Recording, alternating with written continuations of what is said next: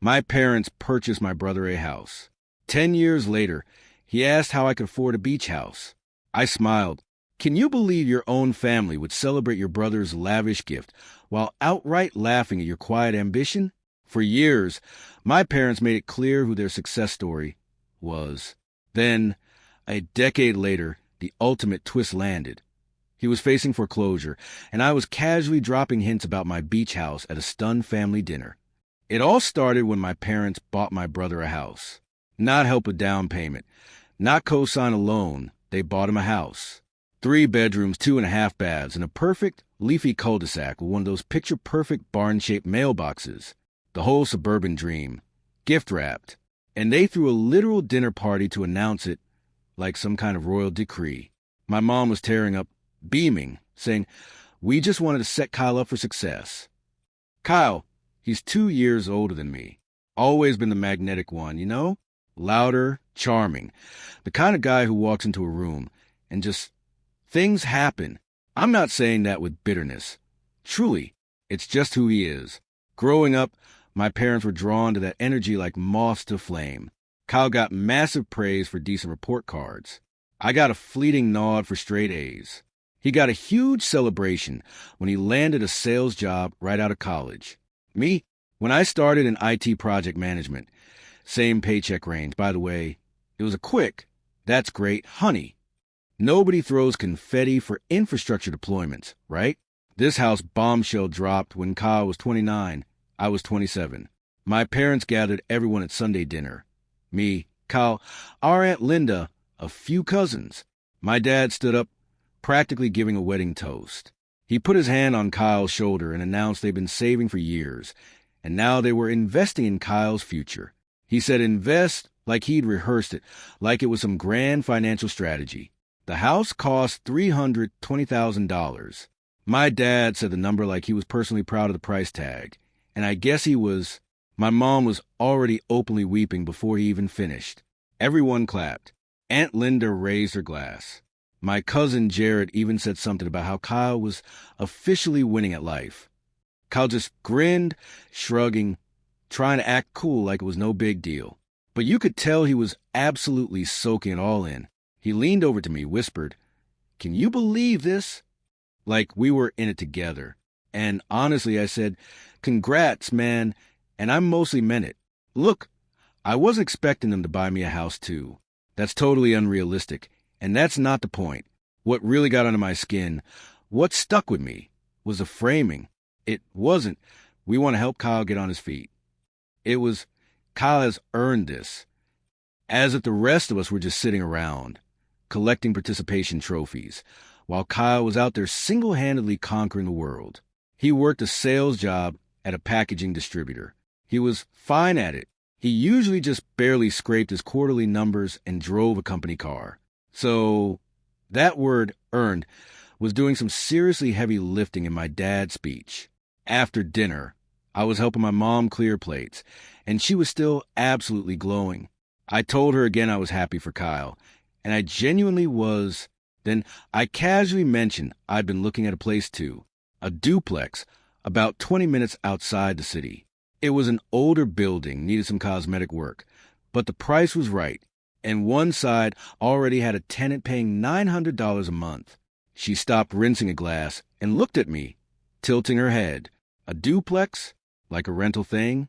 "Yeah," I explained. 2 units. I'd live in one and rent out the other. The tenant's rent would basically cover most of my mortgage. She just looked at me blankly.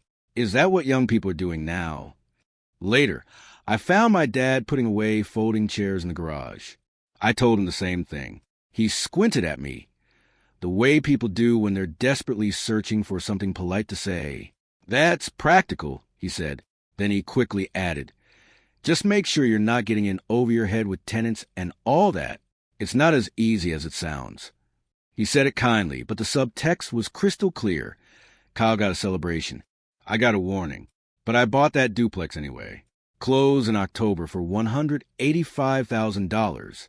I fixed up the empty unit myself over 3 weekends. New paint, replaced the kitchen faucet, deep cleaned the carpets. By December, I had a second tenant in. paying $950 a month. Both units occupied. Both tenants paying on time. My out-of-pocket mortgage payment, after all the rent came in, was a ridiculous $340 a month. Thanksgiving that year, Kyle's house was the star of every conversation. My mom had actually framed a photo of Kyle holding the keys on his front porch. She put it on the mantle, right next to my late grandmother's portrait, like it was some ancient family heirloom. During appetizers, she walked Aunt Linda through the floor plan like a professional real estate agent. 3 bedrooms, granite countertops, a backyard with a patio. And the neighborhood, she kept gushing, the neighborhood is just wonderful. When we finally sat down for dinner, someone, I think it was my cousin Jared's wife, asked me how my place was going. The table went a little quieter. Not silent, but that subtle drop in volume that tells you people are mildly curious. The way you're curious about a weird news story, not genuinely interested. I said it was good. Tenants were solid. Building was decent. I even mentioned I'd replaced the kitchen faucet myself and was looking into upgrading the water heater. My mom smiled. It was the kind of smile you give a kid who proudly shows you a drawing of a dog that looks more like a cloud. That's cute, Tyler. Our little landlord. A few people chuckled. Not mean-spirited. Exactly. More like the kind of laugh you let out when someone orders a salad at a steakhouse. Just slightly confused by the choice. It's smart, though, Aunt Linda chimed in. She was the only one at the table who sounded like she actually meant it. Rental. Income is nothing to sneeze at. My mom just waved her hand dismissively. Oh, I'm sure it's fine. Tyler's always been the practical one. She said practical the way someone describes sensible shoes. Accurate, sure, but utterly devoid of admiration. Kyle leaned back in his chair, beer in hand, and said, "Hey, man, nothing wrong with a starter investment. You'll upgrade eventually." I just nodded and ate my turkey. I didn't mention that my mortgage payment, after rental income, was $340 a month, and Kyle's was whatever my parents decided to cover that quarter. That felt like something I should definitely keep to myself. Here's the thing about that duplex, though. When I was going to the paperwork at closing, something I do with everything, an occupational habit from my IT days, I pulled the property's full tax and sales history. This building had changed hands 3 times in 15 years, and every single owner had made money on it. Not windfall, lottery-winning money. Just consistent, boring, reliable money. The rental income always covered the mortgage with plenty of room to spare. Assessments crept up, rents crept up, and expenses stayed manageable because the building was simple. No HOA, no pool, no complications. I sat at my kitchen table that night with a cup of coffee and a spreadsheet I built, and something just clicked. Not an emotional click, a math click. I started running numbers on what would happen if I did this again.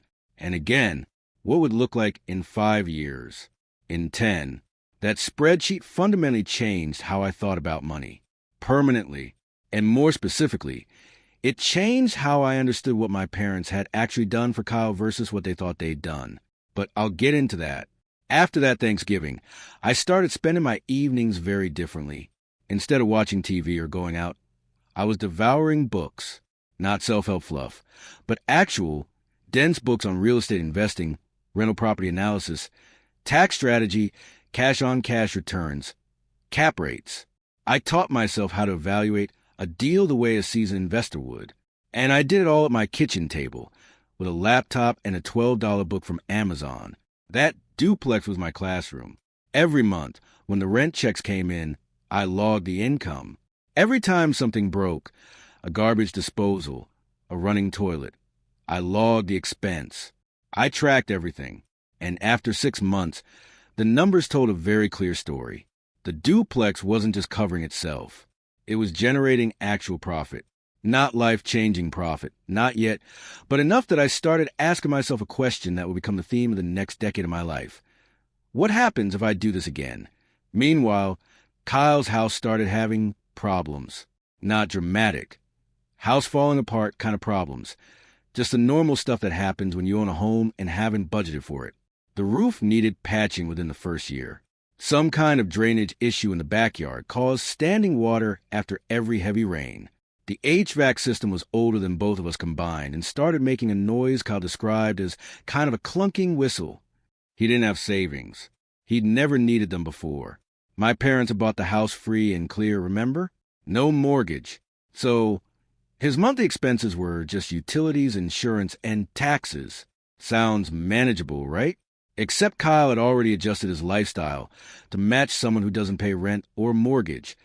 A new car, dining out 4 nights a week, weekend trips. He was spending like a guy who'd won something, which, in his mind, he absolutely had. When the roof estimate came in at $8,500, Kyle called my dad. My dad called my mom.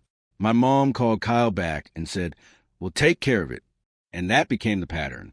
Kyle hit a wall, and my parents quietly wrote a check. I only knew this because Aunt Linda mentioned it at Easter. She wasn't gossiping. Exactly. Linda's just one of those people who says whatever she's thinking. Figures the truth isn't something to be ashamed of. We were standing in the kitchen, and she was putting foil over a casserole dish.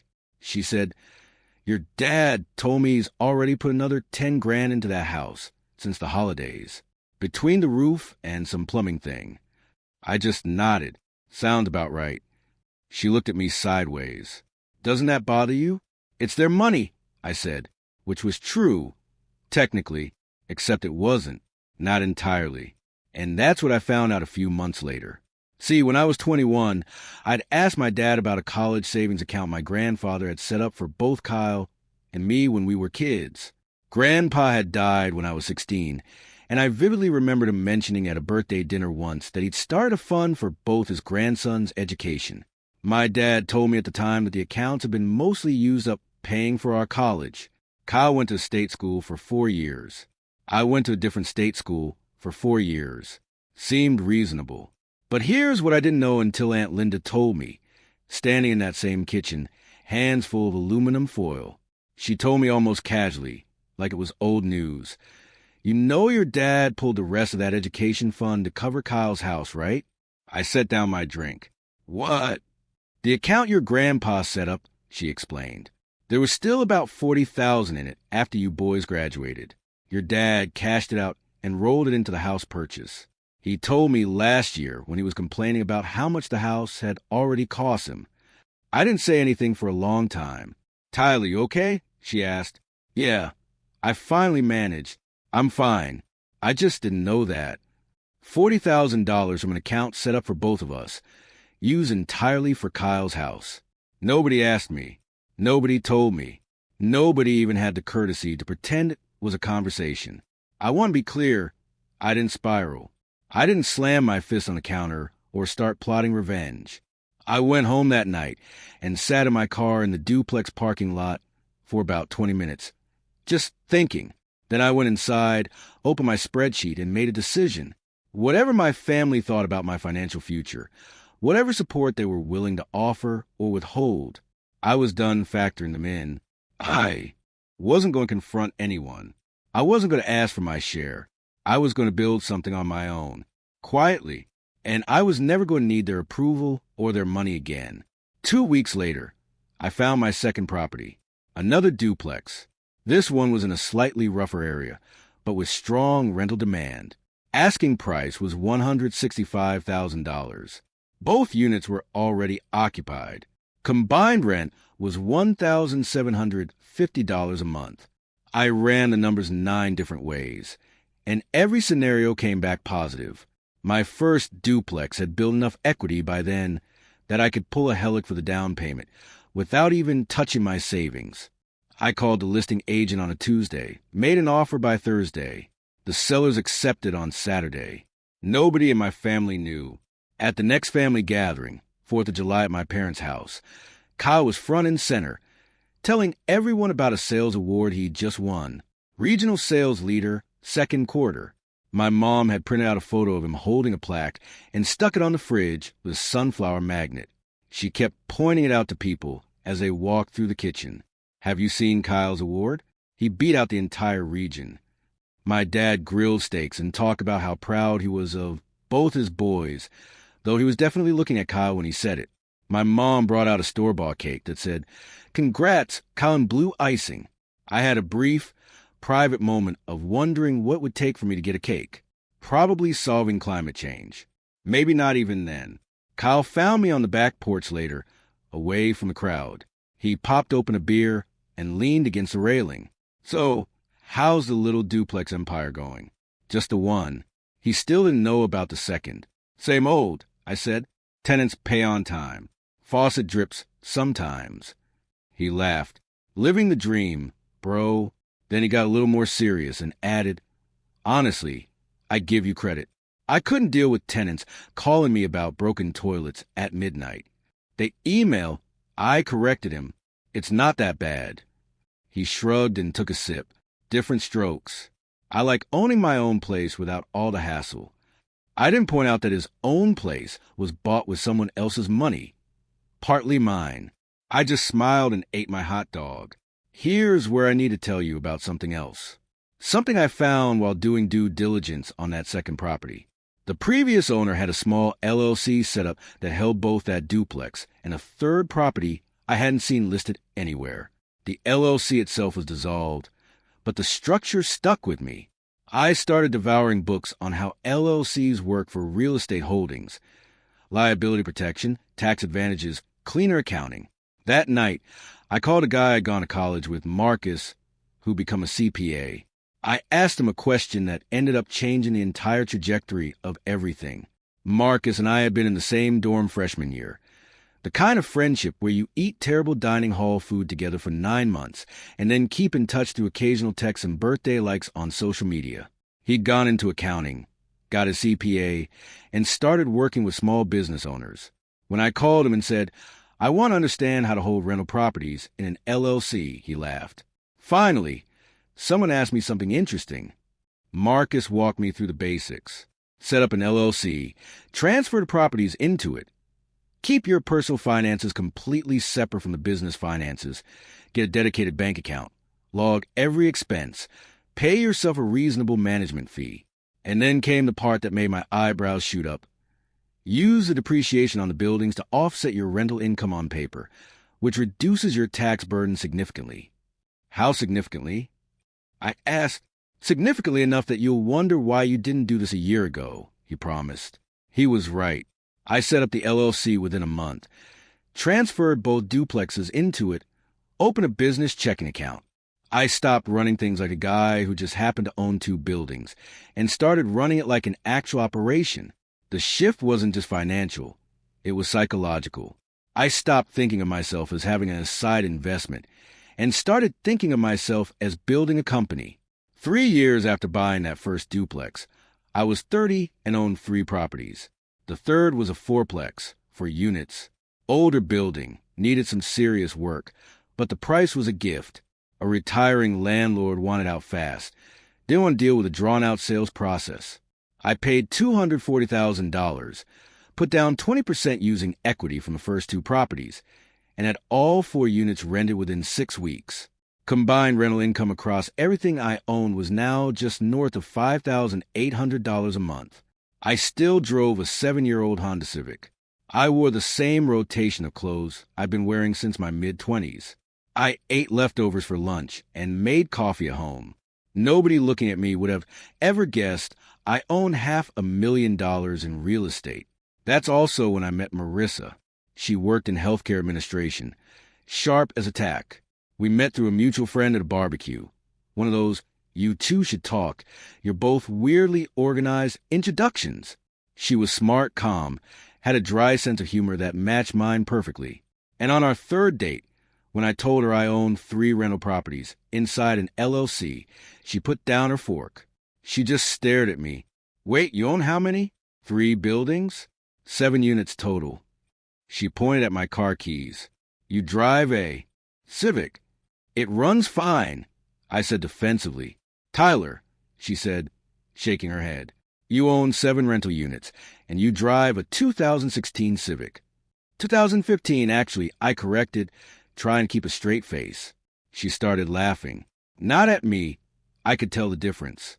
It was the kind of laugh that comes from recalibrating your entire understanding of someone in real time. "You're the most stealth wealthy person I've ever met," she declared. "I'm not wealthy," I said. "I'm just not broke." She became the only person who knew the full picture. Not my parents, not Kyle, not even my closest friends. Marissa understood what I was building, and more importantly, she understood why I didn't talk about it. "If you tell your family," she said one night while we were going over property listing, "they'll either want something from you or they'll find a way to make it about Kyle. Just keep doing what you're doing." She was absolutely right. And she proved it about 6 months later when my parents came to visit. My mom walked through my half of the duplex, the original one, the one I still lived in, and did that thing where she touches surfaces, checking for dust. She looked at the kitchen and said, "This is cozy." She looked at the living room and said, "Very efficient use of space." She looked at the second bedroom, which I use as a home office, crammed with filing cabinets and spreadsheets, and said absolutely nothing at all. At dinner, my dad asked how work was going. I told him I'd gotten a raise. He nodded. My mom asked if I was still doing the rental thing. I said yes. She said, "Well, as long as it's not too stressful." Then she spent the next 20 minutes gushing about Kyle's new backyard patio. He just had it installed, financed naturally, and was hosting a housewarming all over again. Marissa caught my eye across the table and gave me a look that screamed, "I told you so." I gave her one back that said, "I know." Then, about 2 months after that visit, Kyle called me on a random Wednesday night. He sounded uncomfortable from the first second. Too much small talk. Too many. So anyways, the way people talk when they're circling something they desperately don't want to say. Finally, he got to it. "Look, I'm in a bit of a cash flow situation. The patio cost more than I expected, and I got a tax bill I didn't see coming. I was wondering if you could spot me a loan. Just like 15 grand.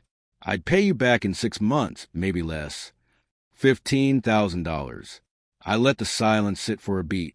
That's a big ask, Kyle. I know it is. But I'm kind of stuck here, and Mom and Dad have already helped a lot, and I really don't want to go back to them again." I thought about the education fund, the $40,000 that disappeared without a word, the framed photo on the mantle, the cute little landlord comment. I thought about all of it. "I can't do that," I said. "I'm not in a position to lend out that kind of money," which wasn't exactly true.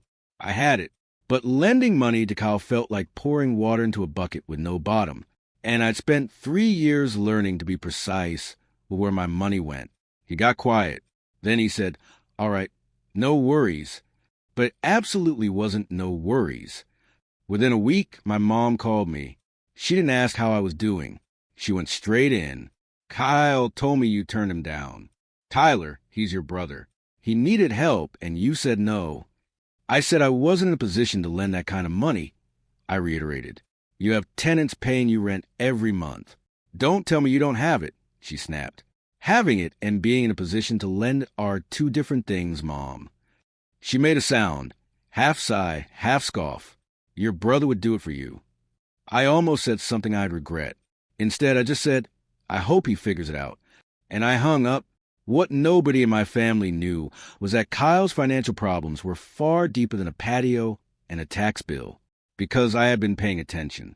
And the numbers I was seeing, from public records, from things Aunt Linda mentioned, from Kyle's own offhand comments, painted a picture that was a lot worse than anyone wanted to admit. But nobody was asking me, so I kept quiet. Let me fast forward a bit, because the next few years were mostly just me doing the same thing over and over while nobody noticed. Buy a property, fix it up, rent it out, repeat. It sounds boring when I say it like that, and honestly, it kind of was, but boring compounds in ways that exciting never does. By year 7, I was 34. I owned 6 properties, 15 rental units total, all held inside the LLC, all cash flow positive. My net worth on paper was just north of $1.4 million. And my monthly rental income, after all expenses and mortgage payments, was clearing about $7,200. Marissa and I had gotten married the year before. Small ceremony, no fuss. We honeymooned in Portugal and paid for the whole trip in cash without thinking twice about it. And still, nobody in my family had any idea. That's because I'd never given them a single reason to suspect anything. I still lived in the original duplex. Still drove the Civic, though by now it had 140,000 miles and a rattle in the dashboard that I'd grown emotionally attached to. Marissa and I had upgraded the interior of our unit. New countertops, better appliances. But from the outside, it looked like the same humble place I'd moved into at 27. Here's what was happening on Kyle's end. 2 years after getting the house, he refinanced it. My parents had given it to him free and clear, remember? No mortgage. And the first thing he did was take out a $180,000 loan against it to renovate the kitchen, finish the basement, and, I am not making up the boat part, buy a boat. A 22-foot Bayliner that he docked at a marina 45 minutes from his house. He used it maybe 6 times. The refinance meant Kyle now had a monthly mortgage payment on a house that had originally been a gift. That payment, combined with his car loan, credit card debt, and lifestyle spending, was absolutely eating him alive. But he kept up appearances, new clothes, expensive restaurants, social media posts from weekend getaways. If you followed Kyle online, you'd think he was absolutely thriving. In reality, he was sinking. I knew this because Aunt Linda knew this. And Aunt Linda, bless her heart, couldn't keep information inside her body for more than 72 hours. She told me at Christmas, year 7, that Kyle had missed 2 mortgage payments and my parents had quietly covered them. But she also told me something worse. My dad had co-signed Kyle's refinance, which meant that if Kyle defaulted, my parents were on the hook.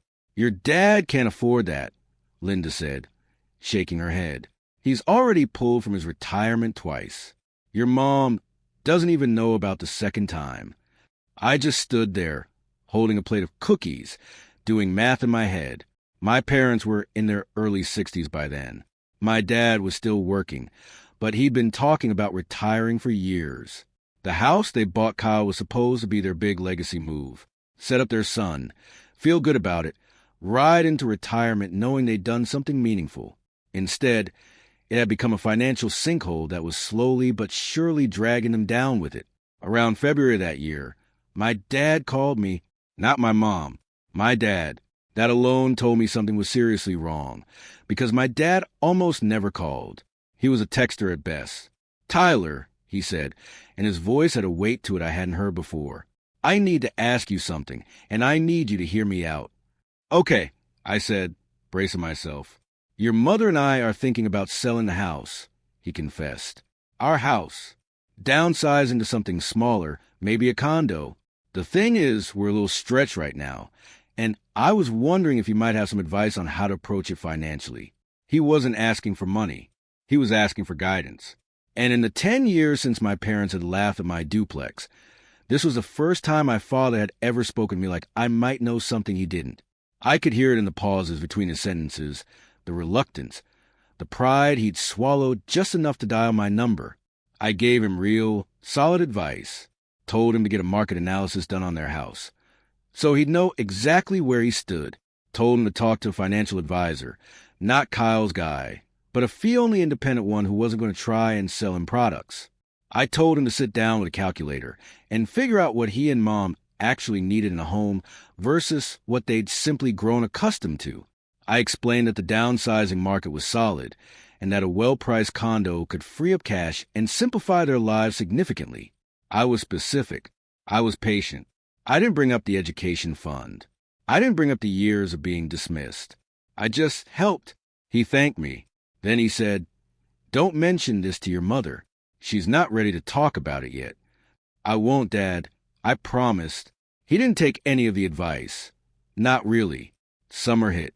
We did a family barbecue at Kyle's house. Ironic, given that the house was slowly becoming a monument to poor decisions. The patio he'd financed was already cracking. The boat was under a tarp in the side yard with a flat trailer tire. The basement renovation had a weird smell that Kyle blamed on humidity. Kyle was louder than usual, the way people get when they're overcompensating. He walked around with tongs like he was running a 5-star restaurant, grilling burgers nobody had asked for, and making jokes that landed a beat too late. At one point, while a group of us were standing around the fire pit, he turned to me. "So, Tyler, still playing landlord with that little duplex?" The duplex singular. That's all he thought I had. 1 building, 2 units, bought a decade ago. Meanwhile, I was sitting on a portfolio of 6 buildings, 15 units, and a beach house I closed on 4 months earlier that I hadn't told a single person in my family about. Yep, I said, still at it. Respect, he said, in a tone that contained absolutely none. My mom, who was sitting nearby in a lawn chair, added, Tyler's always been the practical one. There was that word again. Practical. That night after the barbecue, Marissa and I drove home, and she looked at me. How do you not say anything? How do you just sit there? Because it doesn't matter what they think, I said. It matters what's true. She reached over and squeezed my hand. What's true, she said, is that you own a beach house and Kyle's boat has a flat tire. I laughed. First real laugh in a while. 2 weeks later, the first domino fell. Kyle got a certified letter from his lender. He was 90 days delinquent. They were beginning foreclosure proceedings on the house my parents had bought him, the house he borrowed against, the house my dad had co-signed for. Kyle called my parents. My parents called each other. My mom called Aunt Linda. Aunt Linda called me. It's happening, she said. Kyle's losing the house. I sat on my back porch, looked at the sunset over my beat-up duplex, and said, yeah, I figured it would. The next morning, my phone buzzed at 7:15. It was Kyle. I stared at the screen for a few seconds before I picked up. Tyler, he said, and then he said something I'd never heard him say before, something that hit me right in the gut. But that part needs its own space. Kyle said, I need help. Not, can you lend me money? Not, can you talk to Mom and Dad for me? Just 3 words, and they sounded like they'd been dragged out of them with a chain. I sat down on the edge of my bed. Marissa looked up from her book. I held up a finger, 1 second, and said, okay, tell me what's going on. And he did. For the first time in maybe our entire adult lives, Kyle talked to me without performing. No bravado. No, it's all good. He told me everything. The refinance, the credit card debt, the missed payments, the foreclosure notice, the boat he still owed $14,000 on that he hadn't used in 2 years. He told me that Mom and Dad had bailed him out 3 separate times, and that Dad had co-signed the refinance, which meant that the house went into foreclosure. It was going to crater Dad's credit and potentially expose him to a deficiency judgment. I didn't know it would get this bad, Kyle said, his voice cracking on the last word, not in a dramatic way, just tired. I let him finish. Then I said, what do you want from me, Kyle? I don't want money. I mean, I can't ask you for money again. I want to know how you did it. The duplex thing. You've had that building for 10 years, and you've never once seemed stressed about money. How? This was a conversation I'd imagined 100 times, but never thought would actually happen. And now that it was here, I didn't feel satisfaction or vindication. I just felt tired, too. It's not complicated, I said. I bought a place that made money every month instead of costing money every month. Then I bought another one. Then another. I kept my expenses low and reinvested everything. How many do you have? He asked, almost whispered. I paused. 6 buildings. 15 units. Dead silence.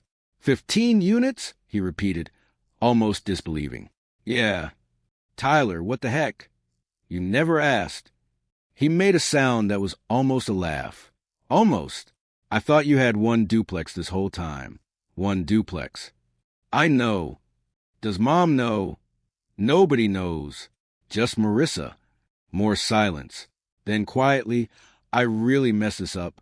You spent money you didn't have on things you didn't need. I said, that's fixable, but it starts with being honest about where you are right now. I spent the next hour walking him through his options. Sell the house before the foreclosure goes through. He'd take a loss, but it would protect Dad's credit. Sell the boat, cut the credit cards, rent an apartment for a year, and learn what it feels like to live below his means. None of it was revolutionary. It was just math. Kyle's problem was never intelligence. It was that nobody had ever made him sit with his own consequences long enough to learn from them. He listened. He didn't argue. At the end, he said, thanks, Tyler. And for the first time, it sounded like he genuinely meant it. Over the next 2 months, things moved fast. Kyle listed the house. A buyer came in at $285,000, which was $35,000 less than what my parents had originally paid. After paying off the remaining loan balance, Kyle walked away with almost nothing, but he walked away clean. The foreclosure was avoided. My dad's name came off the liability. Kyle sold the boat for $9,000, less than he owed, and covered the difference from his final paycheck bonus. He moved into a one-bedroom apartment near his job and started over. It wasn't glamorous, but he was solvent for the first time in years. My parents didn't take it well. My mom called me after the house sold. She wasn't angry at Kyle. She was angry at the situation, and she needed someone to aim it at who wouldn't crumble. This was supposed to be his foundation, she cried. We gave him everything he needed to be stable. How did this happen? I thought carefully about what to say. You gave him a house, Mom. You didn't give him the skills to keep it. She went quiet then. That's a cruel thing to say. It's not cruel, I countered. It's just what happened. She changed the subject to Thanksgiving plans. I let her. The beach house reveal happened almost by accident. A few months after Kyle's house sold, Marissa and I hosted a small family get-together at our place. The duplex. Aunt Linda was there, my parents, Kyle, a couple cousins. It was low-key, just burgers and salad. Toward the end of the evening, Marissa was on the phone in the kitchen, coordinating something. When she came back to the table, she said to me, "The handyman confirmed he can fix the deck railing at the beach house on Thursday. Do you want me to drive down, or should we wait until the weekend?" She said it casually, the way you'd say anything about a routine errand, but every head at the table snapped up. My mom slowly set down her drink. What beach house? I looked at Marissa. Marissa looked at me with a face that clearly said, "Oops." "Oh," I said, playing it cool. "We have a place on the coast." "We bought it last year," Marissa added. "A beach house." My mom repeated, eyes wide. Kyle leaned forward, absolutely dumbfounded. "How can you afford a beach house?" I shrugged, a slight smile playing on my lips. That's not even my favorite one. Nobody spoke for about 5 seconds. 5 seconds doesn't sound long, but count out sometime while a room full of your relatives stares at you in stunned silence. Aunt Linda broke first. She started laughing, a big, genuine, real laugh, and said, "I told you. I told all of you." My dad looked at me with an expression I'd never seen before. Not pride, exactly, more like recalculation. Like he was seeing me for the first time and trying to figure out how he'd missed it. My mom opened her mouth, closed it, opened again, and finally managed, "Why didn't you tell us?" And I said the only honest answer I had. "You never asked." It wasn't a mic drop. I didn't deliver it with satisfaction or spite. It was just the truth.